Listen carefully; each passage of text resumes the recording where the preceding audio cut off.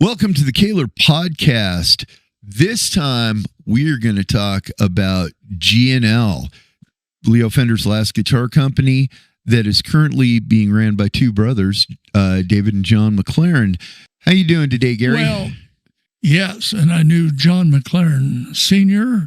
when he was the CEO of Fender during the CBS days. I'm very fond of the McLaren family. Mr. McLaren Sr. has passed on. Yeah. And we're a very good friend of mine. And I just like to say to David and John, I'm happy to still be alive and working. John McLaren Jr. worked for Kahler for a while. He worked with me, yeah. And you know what? I spent a lot of time with John after our big meeting with he and his brother, and he was nice enough to walk me through Leo Fender's workshop, and we're going to get to that a little bit later. I want to tell you, we didn't just go over to G&L for a social call, although you do that all the time. I do. Anytime. They're just a half a block down the street from our machine shop. Yeah, and we make a lot of parts for G&L. Yeah, they are literally walking distance. Right there on Fender Street. They're right there on Fender. Yeah. This time when we went down, it was to discuss with them collaborating on a pretty big idea. An idea so big that you guys are just all going to have to wait in suspense. But I will tell you this, all the people that are involved have already been contacted. They're already all on board. They're already very excited about it. And you guys are going to see a lot, not just from us, not just from G&L, but from these people as well. Honestly, I don't think there's anything more that we can say about that project. You got anything to add? I don't think so. Well, you've got 90% of the people involved on board. Yes. Right now, you got about 10% of the people to go. And it's going to be a major promotion.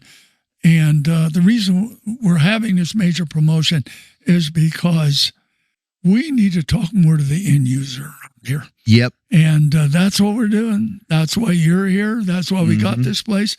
That's why we're surrounded with about $300,000 to $400,000 worth of guitars. And all I can tell you, end user is really important. Oh, Mr. Musician out there. The guy that's playing those weekend gigs or practicing in his dorm room or just cutting grass so that he can afford to buy his first guitar. That is the person that this company holds in the highest regard. And I can just say that on our MSRP, in other words, on our retail price, we have priced our stuff more for the end user on a made in USA guy. Look, Mr. End User, Mr. Musician, you're helping to supply other Americans here at a reasonable list price, which is a lot higher than import shit coming in from China or, pardon me for what I'm saying, but I truly believe that. And we sell very few to OEMs anymore because in order to sell an OEM, I'd have to add like in the case of the 23, you have to have a $100 bill to it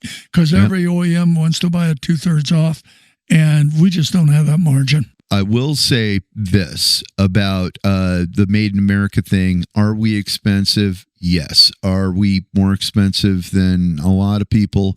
Yes. But I can think of two people that make whammy bars in Korea, and these two people, they actually are more expensive than we are. Well, go ahead and make them. Let's say we got a $400 unit. If I have a $400 unit, which we have, $419, whatever the hell it is. We sure do. The fact is, if I sold these to OEMs and the markup has to be 2/3, that unit's going to be about $540. We're just not going to do that. We just can't do that. By the same token, now when I have a lower retail price on it, I can't afford to sell them to OEMs. So I had to make a decision here and completely change the damn business. And whereas the business was built on selling to other factories, when we were doing $3-4 million a year, that's what we did. Right. And there's large quantities and all that, but fewer people to have to deal with, and a lot of them are very good. We can't do that anymore. And unless that OEM wants to take a shorter markup. You got to understand, the OEM's got to make money. Yep. But the dealer he sells to's got to make money. Yep. And they's got to have a right to discount it 20%. Yep. So it isn't like an OEM doesn't deserve to have a higher markup. You simply got more people involved. What we're trying to do is make this stuff, hey, buy our stuff. We're doing the best we can. And by God, we ship them even one at a time into Europe and Asia and even into Russia. Not too many right now. Not too many into Russia. Yeah, we ship them all over the world. And that's what Harley does. That's Harley Wright. And you guys never see him. But he's a guy running all the shipping and the logistics and all of, and the computers, the inventory control and all that. Anyway, we've changed in the way we sell our stuff. We still invite OEMs to buy our stuff. I'll do the very, very best that I can. And that goes all the way from Fender, who does buy our stuff. Now, they don't buy as much for Charvel and Jackson as they used to, or the Stratocaster, but we sell them individual parts. I will say, as far as Charvel and Jackson go, we do make some stuff for them. Some that they want. And we'll just leave it at that. Sometimes if you make the whole bridge, the whole assembly, that's one thing. If you're making parts, that's something else. And that's one of the really nice things about doing this with G&L, because G&L actually does work with us. Yes. Just they respect the fact that it's American made. Yep. As we're saying, John Jr. Actually worked for the company. He knows what the company's all about. Yep. And they don't try to get you to give the same price for 300 as when they want a much smaller quantity. Well, they understand what it is because they've also done some in-America manufacturing. So we don't. Yeah. All these OEMs do in-America manufacturing. We're just trying to, keep this company alive because I'm an old guy and I don't want to.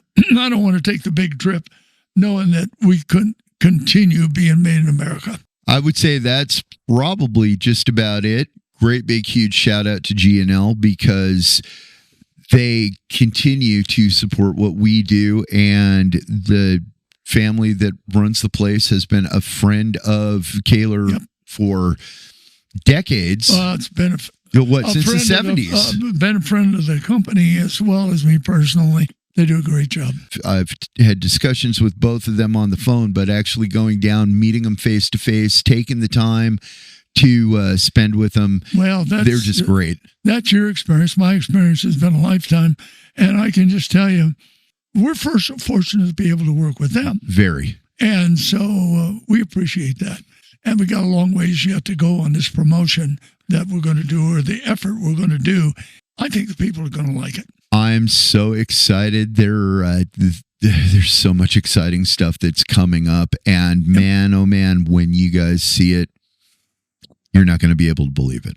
Well, we'll put it together, and that's why you're here, Eddie. You've got to put this damn thing together and get it done on a timely basis and get the process down. Yeah. And because we're going to put the money into it, but we got to have money out of it. So we'll figure it out. And the minute that we get done shooting this podcast, I'm going to go right back in there and get to work. So with that, I've been Eddie Kernan. Yeah, it's Gary Kahler. And hey, let us know what you think of these.